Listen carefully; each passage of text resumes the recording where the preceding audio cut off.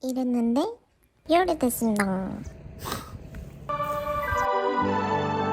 벌써 한 해가 마무리되고 제작팀의 마지막 회식이 열렸습니다. 언제나 능력자분들의 캐리로 풍성한 식탁, 회식을 빙자한 크리스마스 파티였는데요. 분위기는 역시 따뜻했습니다. 그렇게 각자의 위치에서 모두를 축하하면서 케이크로 마무리가 되었는데요. 빙판길 미끄럼 사고의 주인공이 되었습니다. 평소 주차하던 위치가 바로 이 마우스에 있는 위치였는데요. 이렇게 길을 쭉 따라 나오다가 이 삼거리에서 꺾는데 브레이크가 안 되더라고요. 그래서 쪼르르 따라와서 이 위치에 정확히 떨어졌습니다. 보시는 것처럼 길도 얼어 있는데 차도 얼어 있어서 브레이크가 먹통이더라고요. 떨어지면서 충격으로 보조 배터리 라인도 고장났어요. 모두 다들 아시잖아요. 아이폰 배터리는 겨울에 죽어버린다는 점.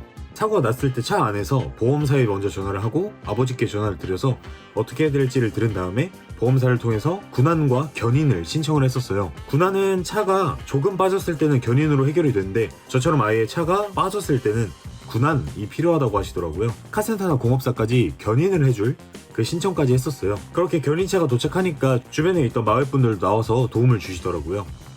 그 사륜구동을 넣었을 때 ABS가 해제가 되면은 놓는 것보다는 풀르는 게 낫다는 얘기죠. 눈길에서 오르막길 올라갈 때 그때만 잠깐 사용하고 미끄럼 안 탈 때는 하지 말고, 그렇지 않으면은 ABS는 그 해제가 안 되게끔 그냥 이륜만 넣고 살살 사는 게 나아서. 이 지금 여기에 푹 쳤으니까 솔직한 얘기로 얼라이먼트는 틀어졌을 것이고 한번 시다바리를 한번 보는 게.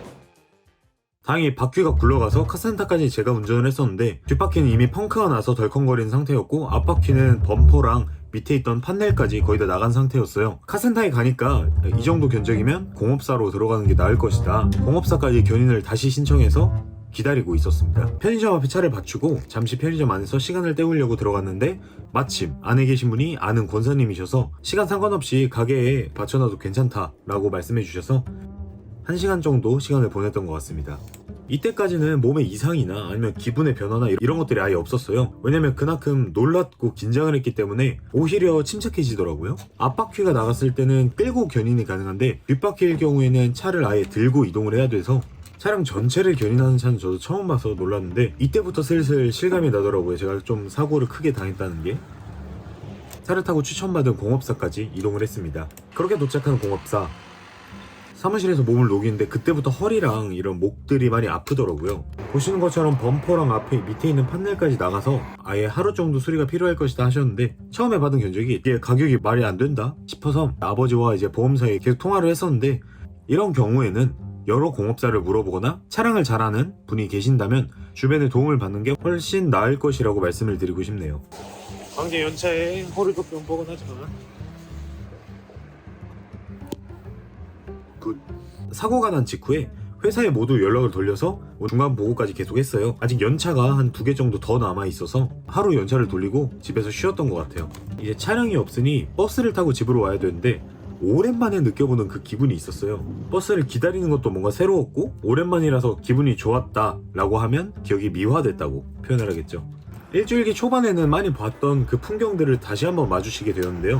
겨울이다 보니 버스 시간표가 확정되어 있지 않고 공석으로 나오더라고요. 시간도 안 찍혀있고 오랜만에 타서 언제 오는지도 잘 모르겠고, 근데 날씨는 또 춥고 심지어 바람도 많이 부는 평지라서 살짝 버티기가 좀 힘들었는데 다행히 10분 안에 버스가 와서 탑승을 했습니다. 이번 일을 겪으면서 정말 감사했던 게 몸이 심하게 다치지 않은 점이겠죠. 예를 들어서 차가 오히려 뒤집어졌다면 전 더 크게 다쳤겠고, 그런 것들이 아니라 약 옆으로만 누워가지고 저도 크게 안 다치고 차량 내부도 거의 온전한 상태로 딱 그 정도에서 끝났다는 게 정말로 감사한 일이었던 것 같아요. 사실 사고 나기 전에 한번 눈 때문에 응급실을 간 적이 있었어요.